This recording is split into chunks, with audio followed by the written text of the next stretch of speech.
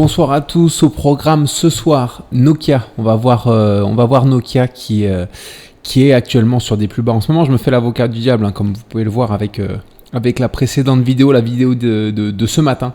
Donc voilà, on ira analyser Nokia qui est sur des plus bas historiques, enfin quasiment. Donc voilà, on verra s'il y a un potentiel rebond à venir ou pas. Et puis comme d'habitude, on ira voir en fin de vidéo le Nasdaq, le SP500 et le CAC 40 pour voir l'évolution du jour et voir à quoi on peut s'attendre dans les prochains jours. Donc voilà, donc on commence avec Nokia. Nokia qui... alors voilà, je vais la mettre en plein écran en mensuel. Alors voilà, comme on peut le voir, c'est quelque chose de très baissier Nokia en mensuel. C'est pas joyeux, on se rappelle tous de Nokia en 2007, autour de 2007, où c'était l'époque où au niveau de la téléphonie, ils étaient encore pas trop mal. Alors là, on est en bas de marché, on effectue par contre une belle figure, un triangle symétrique de creux. Voilà, alors les triangles symétriques de creux, je suis toujours en mensuel là. Les triangles symétriques de creux, c'est très intéressant parce qu'il y a des stats qui sont très clairs là-dessus.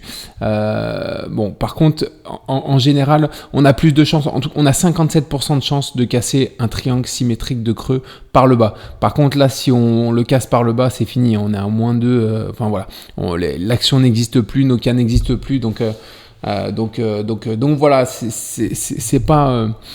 Voilà, on a 57% de chance, mais voilà, c'est possible, il faut les prendre en compte, bien sûr.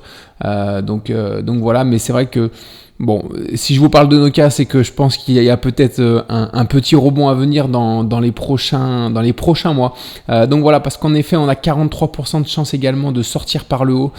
Et en tout cas, on a 75, on sort de cette figure au bout de 75% de sa construction. C'est-à-dire que là, le début de sa construction ici, la fin, c'est l'apex, c'est la convergence de la résistance et du support. Et voilà, on devrait sortir du coup en août 2027 de cette figure.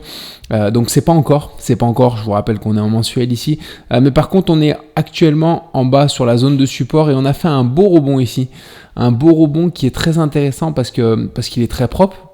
Dans un premier temps, il est vraiment sur la zone de support et dans un second temps, parce que si on arrive à rejoindre une nouvelle fois, à faire une nouvelle oscillation, ça nous fait quand même quasiment 50% de hausse. On serait à 5 euros ici, alors que actuellement on est à 3,27 €. Donc voilà, il y a peut-être un beau petit potentiel aussi à court terme pour Nokia. Donc voilà, ça reste à surveiller. Concernant sinon au sein de la figure ici, on avait une potentielle épaule tête et future épaule inversée qui a été invalidée ici. On est reparti vers le bas. Donc voilà, pour rejoindre le support ici. Donc voilà, c'est dommage parce qu'on aurait pu avoir une belle jambe haussière en tout cas sur Nokia. Mais voilà, si jamais on arrive à valider, à sortir à la hausse de cette figure, alors les objectifs sont atteints 79% du temps. Ce sont les 10,24 €. Et je vous rappelle qu'on sort par le haut quand même 43% de chance de fois, dans 40% des cas par le haut de cette figure. Désolé, je bégaye un petit peu. Donc voilà, c'est quand même important 43%. Et sachant que voilà, 43%, on est actuellement à 3,37, les objectifs sont au 10, donc voilà, c'est presque une crypto, c'est presque une crypto là au niveau des objectifs, donc voilà, vous avez l'habitude maintenant avec Nico, il vous parle tous les jours de rentabilité à x2 et x3, forcément les cryptos en ce moment ça marche pas trop mal, mais voilà, sur les actions, il y a peut-être quelque chose de pas mal à faire sur Nokia. En tout cas, ça reste quand même très risqué. C'est-à-dire que si ça casse par le bas, c'est fini, il n'y a plus rien, il y a zéro. Donc voilà, il faut prendre des risques mesurés sur ce genre d'actions. Mais si jamais le pari est payant, voilà, on peut faire des bons rendements. Donc voilà, à surveiller. En tout cas, je vais passer en hebdomadaire maintenant. En hebdomadaire, pas grand chose à signaler à part que sur la zone de support. Alors je vais redimensionner correctement.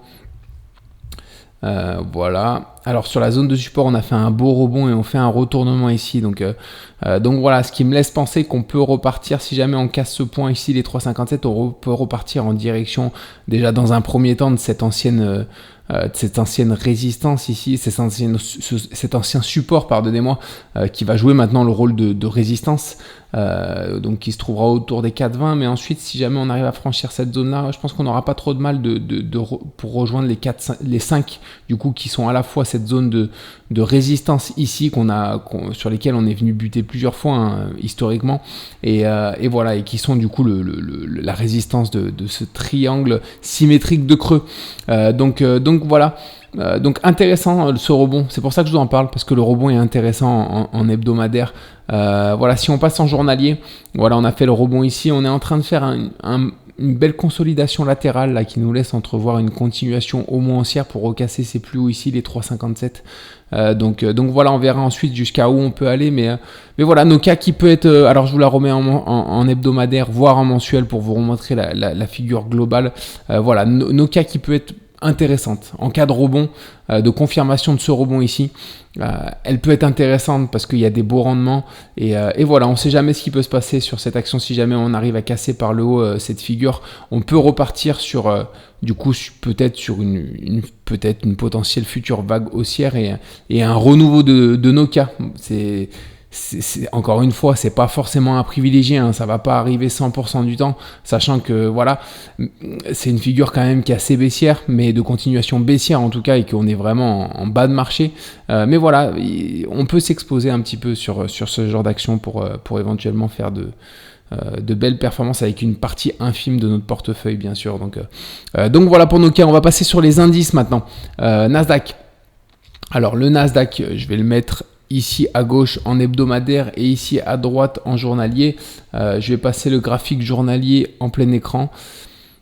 Voilà, donc on est toujours dans ce canal, on est venu, alors je vous parlais de ici, de ce double bottom, ici on est venu buter une fois ici, on est sorti par le haut, on a fait un pullback un peu abusif, hein, c'est le cas souvent des doubles bottoms, là c'est un double bottom de continuation, donc souvent les pullbacks réintègrent la figure partiellement, là ça a été le cas, on a fait une séance baissière aujourd'hui, peut-être qu'on va venir s'appuyer sur cette résistance pour repartir vers le haut et aller éventuellement à rejoindre du coup les objectifs de ce double bottom de continuation qui, je vais les tracer rapidement, voilà, qui je pense devraient être qui seront ici. Donc après, une fois qu'on est ici, on a potentiellement de bonnes chances d'aller rejoindre du coup la résistance de ce canal une nouvelle fois. Donc voilà pour le Nasdaq. Concernant le SP500 qui est un peu plus inquiétant, voilà, j'ai vu qu'on a cassé le biseau par le bas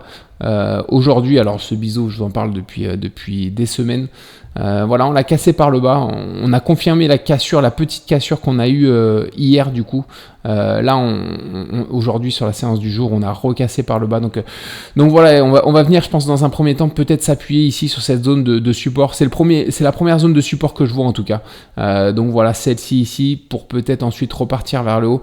Mais voilà, on sait que les biseaux ascendants sont des figures de continuation baissière qui sont assez puissantes, hein. Les objectifs sont ici, sont la base du biseau, les 4110.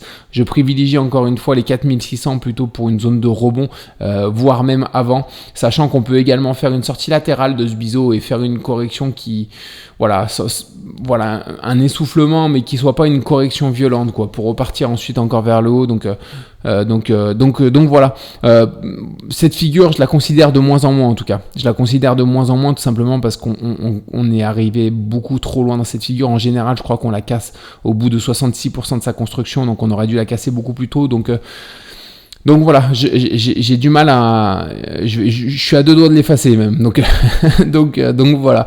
Mais bon, on en prend compte quand même un petit peu. Et voilà, mais je pense qu'il faut plus se fier du coup au Nasdaq et peut-être éventuellement au CAC 40 aussi. CAC 40 qui est très clair.